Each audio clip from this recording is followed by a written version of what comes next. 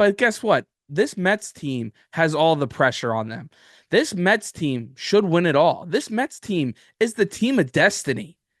So they're coming down to Philadelphia. They have all the pressure in the world right now on them because they are red hot. Everybody, I mean, everybody and your mother thinks the Mets should keep on winning and keep on rolling with this new playoff system where you've seen the Phillies, you've seen the Diamondbacks and the Rangers last year go and just get hot at the right time and make a run. This Mets team should do that too. They should come into Philadelphia and they should dominate them, right? Because guess what? If they don't, the oh my God and all the pictures after celebrating, throwing your helmet, the Timmy trumpets, it all goes away. Pete Alonso, all of it goes away, and you are forgotten if they don't keep on winning here. And all the pressure's on the Mets right now. You wonder what happened in sports today. Brandon Petrilli, he got the wave. We talking a lot with bros today. Cracking some jokes the podcast way. Goals on goals. With homers on homers. Tutties on tutties. Got moments on moments. Just tune into BSP. Just tune into BSP. Just tune into BSP. Just tune into Petrilli.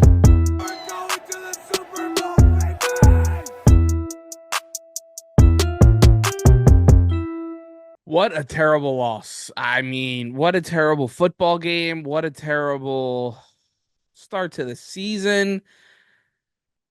But there are some positives because they should still be a good football team. And we're talking about the Philadelphia Eagles.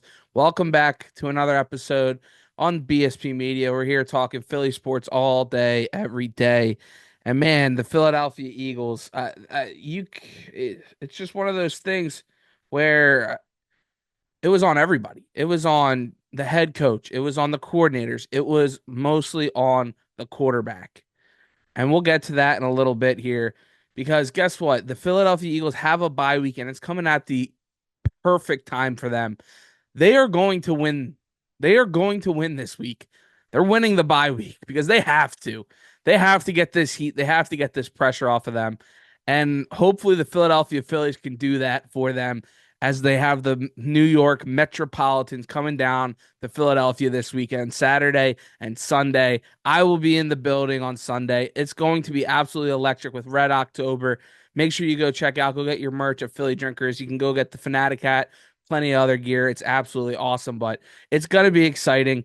And this is a team where the Phillies need to take the pressure off the Eagles. And we'll get to more of that game in a second here, but I kind of want to talk about this matchup because I got a lot of friends, as you know, that are a bunch of Mets fans, and they love talking their trash, even though I got some texts, I got receipts, maybe I'll put it here, I'm going to refrain from the Mets season for my mental health. I'll wait till the Knicks come back. But whatever. But guess what? This Mets team has all the pressure on them. This Mets team should win it all. This Mets team is the team of destiny. So they're coming down to Philadelphia. They have all the pressure in the world right now on them because they are red hot. Everybody, I mean, everybody and your mother thinks the Mets should keep on winning and keep on rolling with this new playoff system where you've seen the Phillies, you've seen the Diamondbacks and the Rangers last year go and just get hot at the right time and make a run. This Mets team should do that too. They should come into Philadelphia and they should dominate them, right? Because guess what? If they don't, the oh my God and all the pictures after celebrating, throwing your helmet, the Timmy trumpets, it all goes away. Pete Alonso, all of it goes away, and you are forgotten if they don't keep on winning here. And all the pressure's on the Mets right now. All right. That's the clip. Because guess what? Yeah, you have all the Mets people. We don't, but we shouldn't be here. We're just riding the wave. I kind of say it jokingly, but the pressure is on the Mets to keep winning here because this Phillies team should win. This Phillies team should dominate this Mets team. Oh, Brendan, but it's a 7-6 record against the Phillies this year. Yeah, well, 3 of the starts, Taijuan Walker was pitching. Those don't count. He was going out there every 5th day, and it was a forfeit almost. So get rid of those. You're 7-3 against the Phillies this year. They're batting terrible. I'm perfectly okay with the Phillies the way they match up because you got Senga going out there, guy who only pitched once this year. He's a very good pitcher, but he's just been hurt all season long. This team is railing. right now in the Mets. They have used up their arms left and right. Their bats going into the eighth, ninth inning yesterday were getting shut out in an elimination game. Now we'll get to the reasons why you might be a little afraid, but this team isn't perfect. This team should be put away and buried for good because that Brewers team just didn't have it at the end of the day, and they weren't able to put them away. Now, am I a little nervous because that Mets team doesn't die? This team that you just keep thinking, okay, LOL Mets, they're gonna roll over and die, and it's just gonna be a funny thing. They're not that same team this year. But when it comes down to it, you have the pitching lined up for the Philadelphia Phillies with Wheeler and then Nola Sanchez, however you want to do those two in games 2 and 3. They should be looking for a 3 game easy, get it done. Now, the Phillies bats can't have any rust. They can't come out and be sluggish and slow start because if you keep the Mets around, we've seen the Mets can battle back and stay in ball games. I just don't think they have enough firepower over on that team, even though their payroll is damn near close to what the Phillies, Yankees, and these Dodgers are over there up in New York. But this team should be able to put them away and finish them for good. You need Harper, you need Turner, you need JT, Castellanos, Schwarbs, and then a couple of these other guys on the bench. Bohm, not bench, but Buddy Kennedy's had some big moments for you. Cody Clemens, the guy's got baseball in his blood. They have potential for this Phillies team for some of these guys to step up. But the big guys, what Bryce Harper's been saying the whole time they were struggling towards the middle of the season, the stars have to show up. The stars have shined for the most part in the playoffs the last few years, and they got to keep on doing it here. I'm not too worried about this. The Mets have all the pressure, you know. Am I saying that kind of protecting myself a little bit? Do the Eagles have me down a little bit? Sure. But this Phillies team is still one of the best teams in baseball, and they should prove that. The Mets don't have it. They just don't. The magic is due to run out. It's exhausting the way that they've been on the road for 2+ weeks. Now maybe that's a benefit for them that they don't have time to stop and think like what is actually going on right now. They just keep going, going, going. They're due to burn out, just like how I've been running the last month and a half here at work and podcasting and promotions and events. You burn out and you start yelling at some callers a little bit. I'm sorry, hand up. But we keep on, we bounce back and we get better. And that's what the Mets are going to have to do here against a really good Phillies team in a hostile environment where I'll be there excited, getting the boys going on a Sunday afternoon. It's going to be awesome tomorrow and Sunday. It's going to be absolutely great. Now, I say the Phillies should dominate. The Phillies should take care of the Mets. I don't have a great history with saying that one of my teams should win right now. I said the Eagles should have won last week against Tampa Bay, and honestly, they should have because that Tampa Bay team, they really weren't that great, but even though they went up and down the field on them. So it's a little dicey to see where this is going to go, but the Phillies should take care of business. The Mets are a good team. I respect the Mets. Their fans can go crawl up in a hole because you have a lot of people just waiting and hopping on the bandwagon at the very end of the last couple weeks here. No, you don't get to do that as many times as I said that. You got to be in for the whole long haul here. And a lot of these people aren't. They don't deserve this. Red October is going to take over and finish the business. But when it comes down to it here, the reason why the Eagles didn't take care of business now against Tampa Bay, it's because of the coaching, right? You saw, I'm not even going to go higher on Nick Sirianni here because he's just a whole other thing. But you saw the way that Vic Fangio had a great scheme against the New Orleans Saints, right? What happened against the Bucks? How do you change your, I mean, yes, the different personnels and different game plans from week to week, but how do you create, the players are still the same. You know what you have in your players. How do you not form a game plan around those guys where you had it clicking on all cylinders one week, everybody's talking trash, and then you go then the next and you just get absolutely lit up and obliterated. It's not just the players there. It's the scheme, it's the coaching. And you want to say, oh, why didn't you press man, right? From after the first drive because you just saw them a couple yards down the field, exposing the outsides, going after Slay, going after Avonte Maddox and other DBs that they have out there, not letting the pass rush get anything, even though they might not be able to anyway. But going out wide, why weren't they coming up, jamming the line of scrimmage and not letting them get those throws off? Well, it's up to the players, is what Vic Fangio said. The players have the option to do that in game. But I guess they just didn't do that. Why didn't you tell them to do that? Hey, that's great. You give them the option, but sometimes you got to be like, hey, you have to do this. In order for us to win, you have to do this. Now, maybe they did, and guys like Slay and CJ and other guys didn't listen because the way their personalities are, they think, oh, I could do this. I'm a 8-time all pro and this and that, and I know what I'm doing, and they don't listen. That might be a very big possibility. But at the end of the day, that coach needs to get this team and be like, this is what we got to do. You want to keep getting toasted here and you want everybody to make fun of us? We have to change this. And they didn't. And they didn't, man.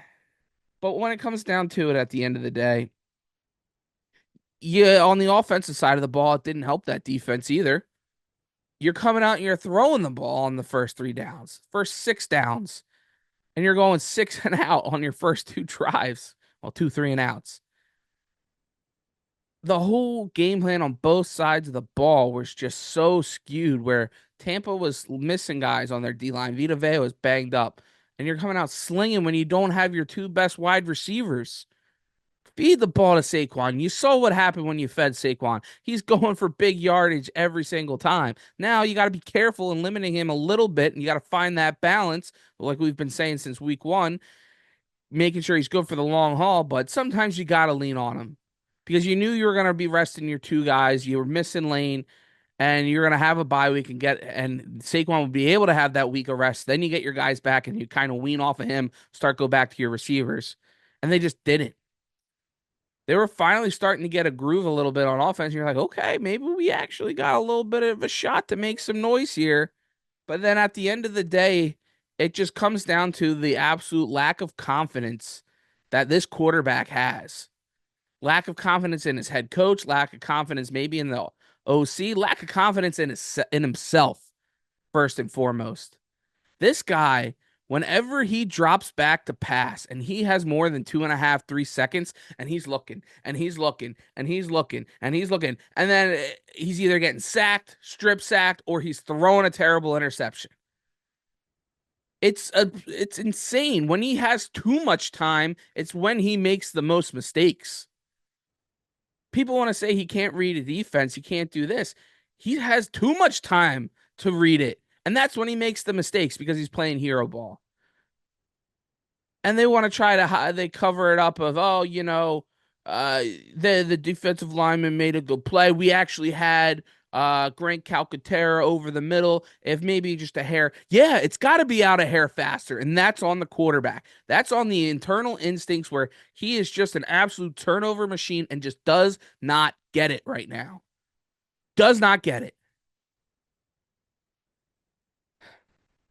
It's frustrating. It's really, really frustrating because you see the sometimes he'll drop it in a bucket to a guy, and maybe they drop it like Dallas Goedert to start the game. That could have been a huge play, right? Or he rolls out to hit Saquon Barkley on a wheel route and he throws it out of bounds.